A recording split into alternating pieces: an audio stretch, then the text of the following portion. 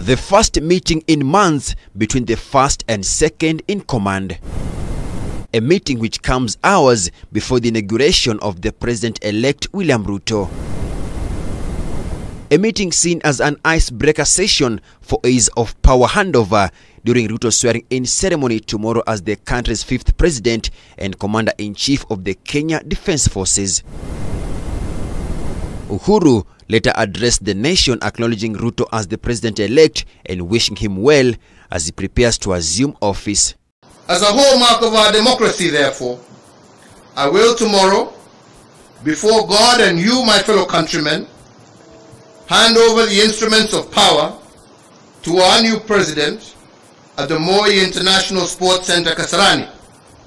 And with that, the 4th administration will come to an end and the tenure of the 5th administration will begin. My entire family and I join all Kenyans in wishing the very best to our next president, Dr. William Ruto, and extending to him our warmest congratulations for receiving the mandate of Kenyans to lead us as our 5th president. Here, Uhuru cited some of his achievements during his 10-year tenure. My administration, together we have fostered an integrated devolution as a way of life in our country. We have reinforced our educational and technical excellence, and we have also successfully led the nation through the worst global health crisis in over a century. Aware that insecurity can break the chain of our national development and deter the realization of the national anthem's promise of plenty within our borders, we have built on the work done and created a much improved security environment. Critically, we muted the wave of terror attacks that had placed a stranglehold on our nation, reduced crime rates, and secured significant progress in terms of illicit trade in firearms and other long-standing security challenges.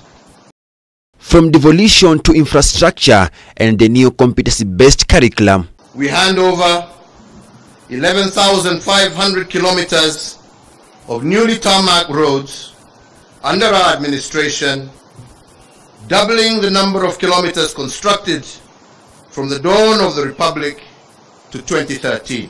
We built on the late President Daniel Arap Moi's love for education that was further built upon as free primary education by President Mwai Kibaki, and with the mandate that you gave me, we institutionalized free secondary education, thus heralding a 100% transition from primary to secondary education.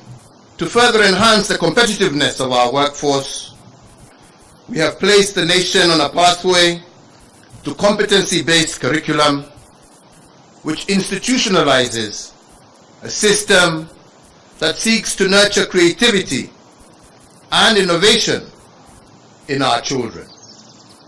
Uhuru said his Jubilee administration has made remarkable progress. Through devolution, government is now much closer to the people, with Kenya shillings 2.5 trillion transferred by the national government to the counties from 2013 to date.